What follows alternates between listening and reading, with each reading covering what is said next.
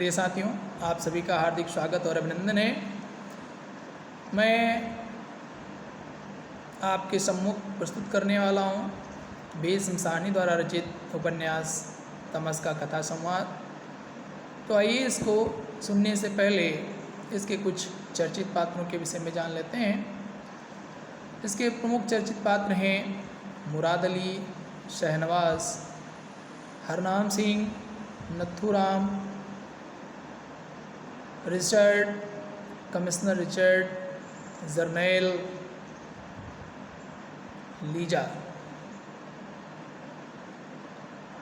यह उपन्यास धार्मिक सांप्रदायिक दंगों पर आधारित है और भारत के विभाजन की त्रासदी पर आधारित यह उपन्यास मैं आप सभी के सम्मुख इसकी कथा संवाद को प्रस्तुत करूंगा।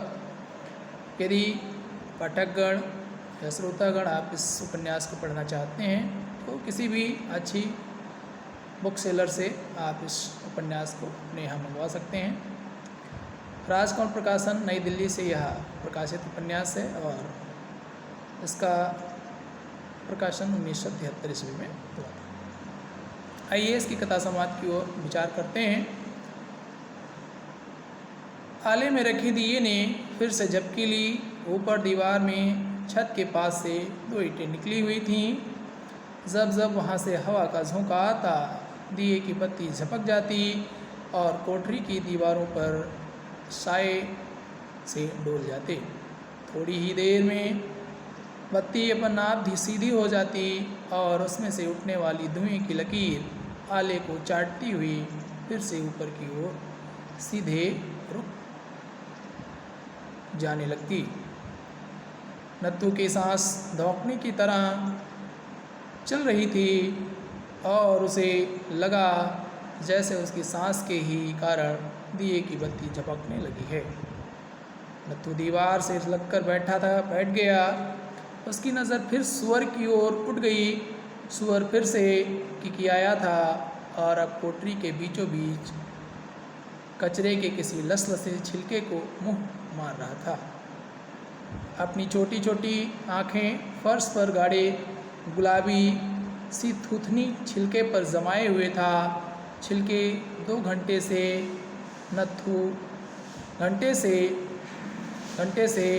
नत्थू इस बदरंग कंटीले सुअर के साथ जूझ रहा था। 3 बार सुअर की गुलाबी थूथनी उसकी टांगों को चाट चुकी थी और उनमें से तीखा दर्द उठ रहा था। आंखें फर्श पर गाड़े सुअर किसी वक्त दीवार के साथ चलने लगता, मानो किसी चीज़ को ढूंढ रहा हो। फिर सहसा किकिया कर भागने लगता। उसकी छोटी सी पूंछ जहरीले डंक की तरह उसकी पीठ पर हिलती रहती। कभी उसका छल्ला सा बन जाता, लगता उसमें गांठ पड़ जाएगी, मगर फिर वह अपने आप ही खुलकर सीधी हो जाती। बाईं आँख में से मवाद बहकर सुअर की थूथनी तक चला आया था।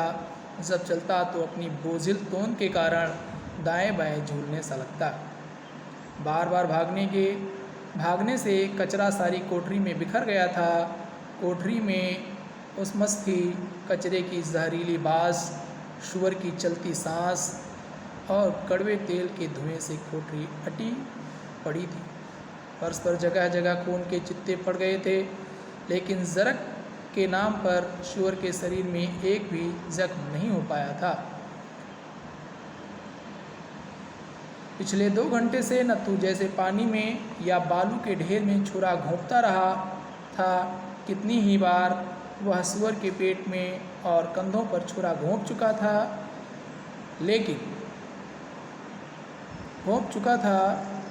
लेकिन छुरा निकालता तो कुछ बूंदें खून के फर्श पर गिरती, पर जख्म की जगह एक छोटी सी लीक या छोटा सा धब्बा भर रह जाता, जो सुअर की चमड़ी में नज़र तक नहीं आता था। और सुअर गुर्राता हुआ या तो नत्थू की टांगों को अपनी थूथनी का शिकार बनाता था या फिर से एक कमरे की दीवार के साथ साथ भागने लगता। छुरे की नोक चर्बी की तहों को काटकर लौट आती थी, अंतड़ियों तक पहुंच ही नहीं पाती थी। मारने को मिला भी तो कैसा मनहूस सुअर, भद्दा, इतनी बड़ी तोंद, पीठ पर के बाल काले, थूथनी के आसपास के बाल सफ़ेद, कंटीले जैसे शाही के होते हैं। साथियों, जैसे कि मैंने बताया कि यह उपन्यास भारतीय विभाजन की त्रासदी पर आधारित है और इसमें सांप्रदायिक दंगों के विषय में बतलाया गया है। वह सांप्रदायिक दंगे क्यों हुए, उनके पीछे क्या कारण थे, कहीं राजनीतिक कारण थे या सांप्रदायिक कारण थे, उस विषय पर बेस्सानी जी ने अपनी इसमें स्पष्ट व्याख्या की है। आइए उपन्यास को आगे पढ़ते हैं। थोड़ा कथा संवाद आपको समझा देते हैं कैसा है कि इसमें एक सूअर को मार करके मस्जिद के सामने डाल दिया जाता है। एक साहब के कहने पर साहब वो सूअर को मंगवाते हैं किसी काम के लिए, लेकिन वह मस्जिद के सामने डलवाया जाता है। इससे मुस्लिम समुदाय में आक्रोश भड़कता है और कुछ ही क्षणों बाद एक गाय को मारकर एक दूसरी जगह डाल दिया जाता है। इससे गांव-गांव में, शहर-शहर में दंगे भड़कने लगते हैं और वह दंगे 3 दिनों तक, 4 दिनों तक लगातार चलते हैं और चौथे दिन जो है फिर पुलिस प्रशासन हरकत में आती है, तब जाके वो दंगे रुकते हैं। और इस प्रकार से ना जाने कितनी जानें जाती हैं, कितनों की अस्मिता, कितनों के घर, कितनी आगजनी, बहुत सारी घटनाएं होती हैं। उन्हीं का इसमें करीब है। तो आइए इसको विस्तार से पढ़ने का प्रयास करते हैं। हमारे शलोत्री साहिबा को एक मरा हुआ सूअर चाहिए।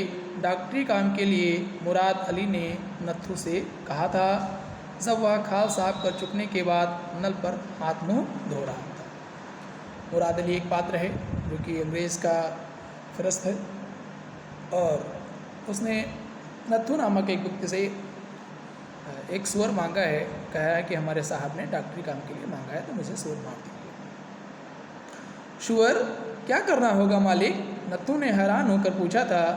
इधर पिगरी के सूअर बहुत घूमते हैं, एक सूअर को इधर कोठरी के अंदर कर लो और काट डालो। समझ रहे? ऐसे बातचीत हो रही है। नत्थू ने आँख उठाकर मुराद अली के चेहरे की ओर देखा था। हमने कभी सूअर मारा नहीं मालिक, और सुनते हैं सूअर मारना बड़ा कठिन काम है। हमारे बस का नहीं होगा हुजूर, हमारे बस का नहीं होगा हुजूर। खाल बाल उतारने का काम तो कर दें, मारने का काम तो पिगरी वाले ही करते हैं। पिगरी वालों से करवाना होता, मुराद अली बिगड़ जाता है इस बात पे, कहता है ऐसा, पिगरी वालों से करवाना होता तो मैं तुमसे क्यों कहते यह काम तुम ही करोगे। और मुराद अली ने 5 रुपए का चरमराता नोट जेब में से निकालकर नत्थू के जुड़े हाथों के पीछे उसकी जेब में ठूंस दिया। यह तुम्हारे लिए बहुत बड़ा काम नहीं है, शलोत्री साहिब ने फरमाइश की तो हम इनकार कैसे कर देते। फिर मुराद अली ने लापरवाही के अंदाज में कहा, उधर मसान के पास पिगरी के सूअर घूमते हैं, एक को पकड़ लो। शलोत्री साहिब खुद बाद में पिगरी वालों से बात कर लेंगे। और नत्थू कुछ कहे या ना कहे कि मुराद अली चलने को हुआ था। फिर अपनी पतली सी छड़ी अपनी टांगों पर धीरे धीरे ठकोरते हुए कहने लगा, आज ही रात यह काम कर दो, सवेरे सवेरे जमादार गाड़ी लेकर आ जाएगा, उसमें डलवा देना भूलना नहीं। वह अपने आप शलोत्री साहिब के घर पहुंचा देगा, मैं उसे कह दूंगा, समझ लिया। इस प्रकार जो मुराद अली है, अंग्रेज़ का कारिंदा है, वह सारी बातें क्या करता है, नत्थू से बताता है कि उसे सूअर किस लिए चाहिए। हालांकि नत्थू को नहीं पता है कि वह सूअर किस लिए मांग रहे हैं। नत्थू के हाथ अभी भी बंधे थे, लेकिन चरमराता 5 का नोट जेब में पड़ जाने से मुंह में से बात निकल नहीं पाती। ये ऐसी परिस्थिति होती है, कभी कोई आप कहना चाहते हैं बात, लेकिन क्या है, किसी असमंजस में फंस जाते हैं कि हम इनसे कह देंगे, हो सकता मना कर दें, ना मना करें, जिस तरह में फंसते। तो ऐसे ही मुराद अली ने 5 का नोट डाल दिया और वो असमंजस में पड़ गया कि क्या करें क्या ना करें। इधर इलाका मुसलमानी है, किसी मुसलमान ने देख लिया तो लोग बिगड़ेंगे, तुम भी ध्यान रखना, हमें भी यह काम बहुत बुरा लगता है, मगर क्या करें, साहब का हुक्म है, कैसे मोड़ दें। और मुराद अली छड़ी को फिर से टांगों पर ठकोरता हुआ वहाँ से चला गया था। मुराद अली से रोज़ काम पड़ता था, नत्थू कैसे इनकार कर देता। जब कभी शहर में कोई घोड़ा मरता, गाय या भैंस मरती तो मुराद अली खाल दिलवा दिया करता था। 98 रुपया मुराद अली को भी देना पड़ता था, मगर खाल मिल जाती थी। बड़े रखाव वाला आदमी था मुराद अली। कमेटी का कारिंदा होने के कारण बड़े छोटे सभी लोगों का उससे काम पड़ता था। शहर की कोई सड़क न थी जिसके बीचों बीच लोगों ने मुराद अली को चलते न देखा। पतली बैंत की छड़ी झुलाता हुआ ठिगना काला मुराद अली जगह जगह घूमता था। शहर की किसी गली में, किसी सड़क पर वह किसी वक्त भी नमूदार हो जाता था। नमूदार मतलब उपस्थित हो जाता था, चला जाता था। सांप की सी छोटी छोटी पैनी आँखें और कटीली मूँछें और घुटनों तक लंबा खाकी कोट और सलवार और सिर पर पगड़ी उसे सब फपते थे। इन सब को मिलाकर ही मुराद अली की अपनी साख तस्वीर बनती थी। अगर हाथ में पतली छड़ी ना होती तो भी, और जो सिर पर पगड़ी ना होती तो भी, और जो उसका कद ठिकना नहीं होता तो भी उसकी तस्वीर अधूरी रह जाती। मुराद अली खुद तो हुक्म चलाकर निकल गया, नत्थू की जान सांसत में आ गई। शुअर कहाँ से पकड़े और उसे काटे कैसे। नत्थू के मन में आया था कि शहर के बाहर सीधा बिगरी में चला जाए और उन्हीं से कह दे कि एक शुअर काट कर सलोत्री साहिब के घर भिजवा दे, मगर उसके कदम बिगरी की ओर नहीं उठे। और अब रात आधी से ज़्यादा बीत चुकी थी और सूअर ज्यों का त्यों कचरे के बीचों बीच आलमस्त सा घूम रहा था। फर्श पर खून के धब्बे पड़ गए थे और सूअर की तोन पर दो एक जगह खरोंचों के से निशान नज़र आ रहे थे और उसकी अपनी टांगों पर सूअर की थूथनी के जख्म थे। और बस सूअर पहले की ही भांत जीता जागता कोठरी में मौजूद था।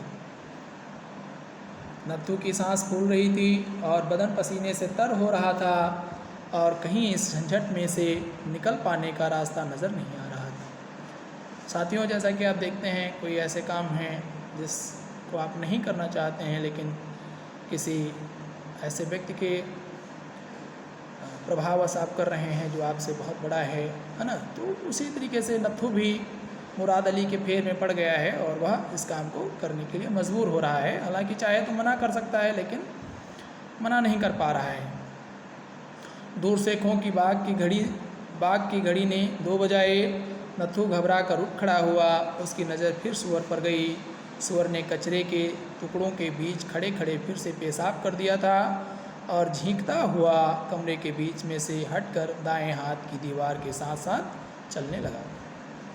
दिए की लौ फिर से झपकने लगी थी और किसी दुःस्वप्न की तरह साए बार बार दीवारों पर डोलने लगे थे। स्थिति में तनिक भी अंतर नहीं आया था। सूअर पहले की तरह सिर नीचा किए थुथनी से कभी कचरे के टुकड़ों को सूंघने के लिए रुक जाता, कभी दीवार के साथ चलने लगता और कभी किकियाँ कर दीवार के साथ साथ भागने लगता।